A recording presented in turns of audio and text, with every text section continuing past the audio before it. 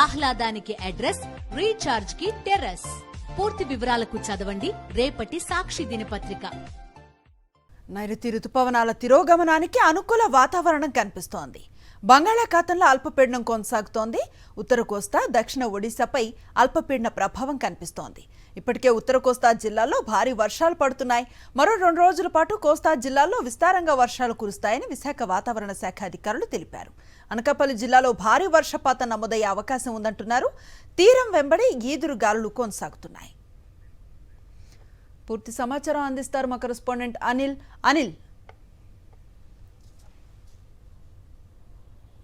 Thank you Anushri. ఋతుపవనాల ఉపసంహరణకు తిరోగమనానికి అనుకూలమైనటువంటి వాతావరణం కనిపిస్తుందని వాతావరణ శాఖ వెల్లడించింది. మరోవైపు పశ్చిమ మధ్య బంగాళాఖాతంలో ఏర్పడినటువంటి అల్పపీడనం కొనసాగుతుంది. ఉత్తరాంధ్ర అలాగే దక్షిణ ఒడిశా తీరాలకు దగ్గరగా అల్పపీడనం కొనసాగుతున్నటువంటి నేపథ్యంలోనే ఉత్తర కోస్తా జిల్లాలతో పాటు కోస్తా తీరం వెంబడి ఉన్నటువంటి అన్ని ప్రాంతాల్లో భారీ వర్షాలు కురిసేటువంటి అవకాశం ఉంటుందని, మరో 2 రోజుల నుంచి 3 రోజుల పాటు ఈ వర్షాలు కొనసాగేటువంటి సూచనలు ఉన్నాయని వాతావరణ శాఖ అంచనా వేస్తోంది. ఇప్పటికే అనకాపల్లి జిల్లాలో అత్యధిక వర్షపాతం నమోదైంది.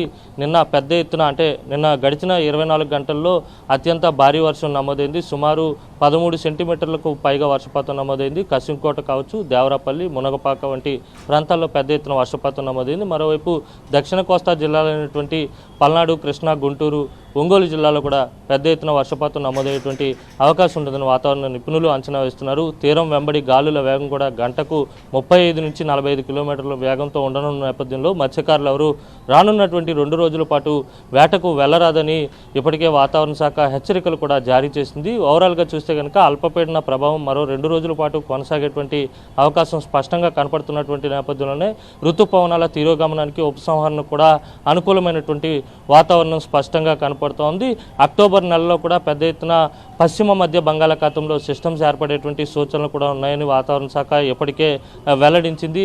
అల్పపీడనాలు కావచ్చు, లేకపోతే అవి మరింత బలపడి వాయుగుండాలుగా మారేటువంటి సూచనలు కూడా ఉన్నాయని వాతావరణ నిపుణులు అయితే మాత్రం స్పష్టంగా అంచనా వేస్తున్నారు. తాజాగా కొనసాగుతున్నటువంటి అల్పపీడన ప్రభావం అయితే ఉత్తరాంధ్రపై ఎక్కువగా ఉండబోతోంది. ఉత్తరాంధ్రలో ఉన్నటువంటి 3 జిల్లాలు విశాఖపట్నం, విజయనగరం, శ్రీకాకుళంతో పాటు ఇటు దక్షిణ ఒరిస్సాలో ఉన్నటువంటి పలు ప్రాంతాలపై ఉంటుందని వాతావరణ నిపుణులు అంచనా వేస్తున్నారు. ఎప్పటికప్పుడు వెదర్ బులెటిన్స్ కూడా రిలీజ్ చేస్తున్నారు. అల్పపీడన ప్రభావం ఏ మేరకు ఉంటుందనేది కూడా ఎప్పటికప్పుడు హెచ్చరికలు చేస్తున్నటువంటి పరిస్థితి. అల్పపీడనం బలపడేటువంటి అవకాశం ఉందా లేదా అనేది రానున్నటువంటి వెదర్ బులెటిన్లో తెలిపేటువంటి సూచనలు స్పష్టంగా కనిపిస్తున్నాయి. అనుశ్రీ.